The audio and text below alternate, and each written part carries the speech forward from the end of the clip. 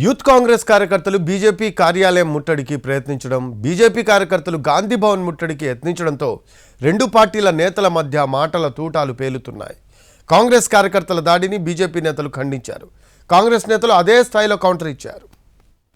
Bharatiya Janata party రాష్ట్ర కార్యాలయం పైన కాంగ్రెస్ పార్టీకి చెందినటువంటి కార్యకర్తలు గుండాలతో కలిసి చేసినటువంటి దాడిని నేను తీవ్రంగా ఖండిస్తున్నాను.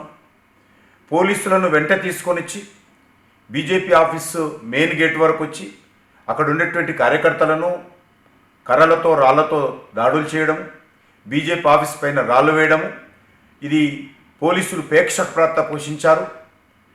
నేను ఈ సందర్భంగా హైదరాబాద్ పోలీస్ కమిషనర్ను అడుగుతా ఉన్నాను, మీ పోలీసులు ఈ రకంగా వివరించడం ఎంతవరకు సమంజసమని అడుగుతా ఉన్నాను. ఈ రాష్ట్రంలో దేశంలో మన భావాలని స్వతంత్రంగా వ్యక్తపరచుకోవడానికి భావస్వేచ్ఛ కల్పిస్తూ భారత రాజ్యాంగం అన్ని హక్కులు కల్పించింది.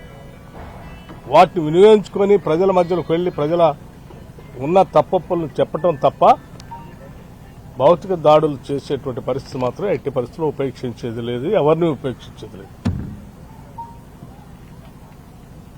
అది మా వాళ్ళు బీజేపీ మీద ఆ కార్యాలయం పైన దాడి చేసినా, లేకపోతే వాళ్ళు గాంధీ భవన్ పైన దాడి చేసినా సరే ఎవరిని ఉపేక్షించేది లేదు. అదే దాడి మేం చేస్తే ఏమైతుంది? పక్కనే కదా మీ కాంగ్రెస్ పార్టీ కాలబెడతాం. మేము అనుకుంటే మొత్తం కాంగ్రెస్ పార్టీ కార్యాలయాన్ని కాలబెడతాం మేము అనుకుంటే. యాద్ పెట్టుకోండి, మేము అన్ని ఇడిసి రాజకీయంలో వచ్చినాం, గుండాయిజం చేసినాం, అన్నీ చేసినాం. కానీ ఇప్పుడు ఒక రాజకీయంలో పబ్లిక్ సేవ గురించి వచ్చినాం.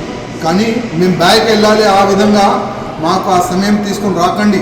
రాజా సింగ్ గారు, మీరేదో గాంధీ భవన్ పేరుస్తాని ప్రకటనలు వచ్చినాయి, బ్రేకింగ్లు పడుతున్నాయి. అసలు మీకే బీజేపీ ఆఫీసులో ఎంట్రీ లేదు. నీకు వాడు ఎంట్రీ తీసుకో, తర్వాత మా దగ్గర రా.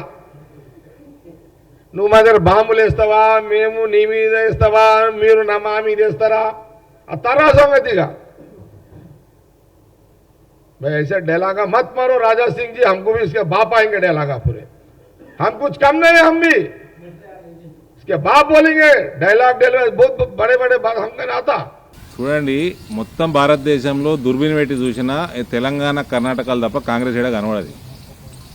ఆ కాంగ్రెస్ కార్యకర్తలు రేవంత్ కానీ మహేష్ కుమార్ గౌడ్ కానీ మీరు జాగ్రత్తగా ఉండాలి. బీజేపీ రియాక్ట్ కూడా మొదలుపెట్టిందంటే దాచుకొని ఇక్కడ జాగుండదు మీ జాతీయ నాయకులకి.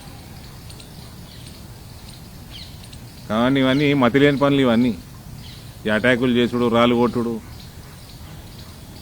ఏ విధంగా అనేది మాత్రమే నేర్చుకున్నారు మీ బీజేపీ నాయకులు.